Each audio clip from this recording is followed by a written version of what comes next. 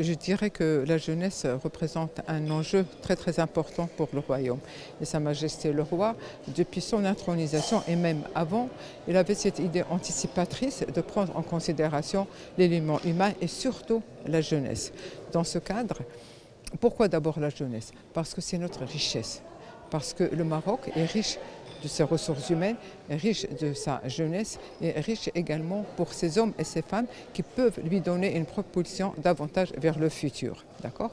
Et justement pour permettre à cette jeunesse de s'ancrer davantage, on ne peut le faire qu'à travers l'éducation, à travers la formation professionnelle et également à travers des métiers, à travers des emplois décents qui permettent à cette jeunesse de se développer, de se projeter vers un avenir meilleur.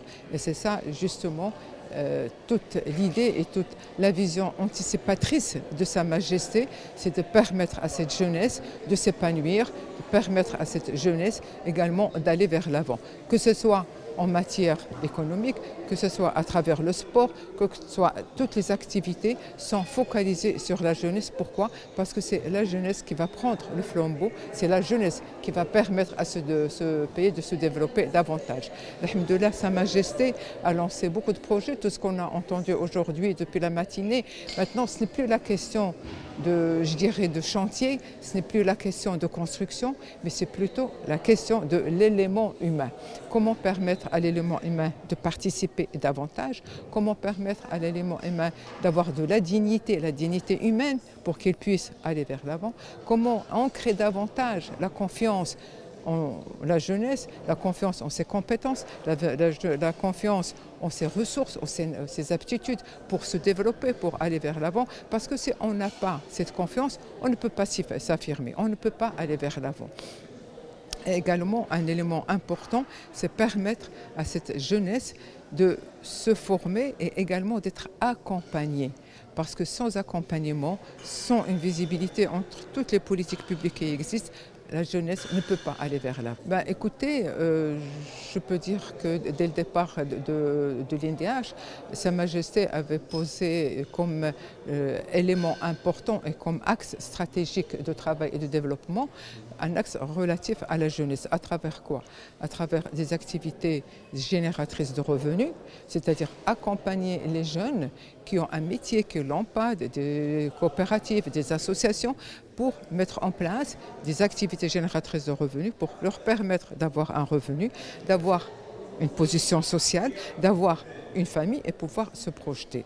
Également, on a accompagné de la jeunesse à travers des infrastructures en termes culturels et également en termes sportifs, pour permettre de mettre en place leur potentialité, de s'épanouir, de créer d'autres choses.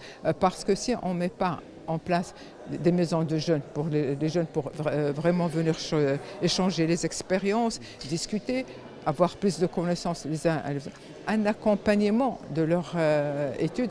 Par exemple, je prends le cas d'Ar Talib et Dar Taliba, la maison de l'étudiant. C'est vraiment un projet qu'on a lancé depuis l'INDH, depuis 2005.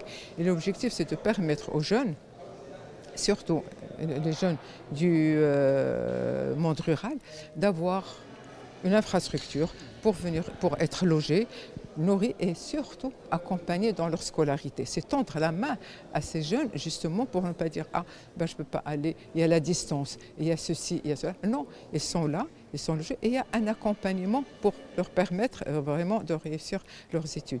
Également un accompagnement en tout ce qui est accompagnement en termes de santé. Ça permet également de lever cette préoccupation et permettre aux jeunes d'être en bonne santé pour suivre les études. Également, ce qu'on a fait, c'est comme je viens de le dire, tous les terrains de sport de proximité, les maisons de jeunes, les maisons de culture, les bibliothèques, tout ça, c'est permettre justement à la jeunesse de la décharger de certaines choses pour qu'elle soit focalisée sur ses études, focalisée sur elle-même. Et puis justement, quand on a le sport, qu'on a la culture, qu'on a beaucoup de choses de ce genre-là, on s'écarte un petit peu de tout ce qui est instrumentalisation, de tout ce qui est idée, un petit peu malheureusement, douloureuse, sans défilés sociaux pour finir. quand on voit tout ce que fait Sa Majesté en termes de la protection sociale, en termes de ce qui est aide pour les logements, aide pour les familles vulnérables, c'est justement pour que cette jeunesse puisse faire ses études, cette jeunesse puisse également se prendre en charge et aller vers l'avant.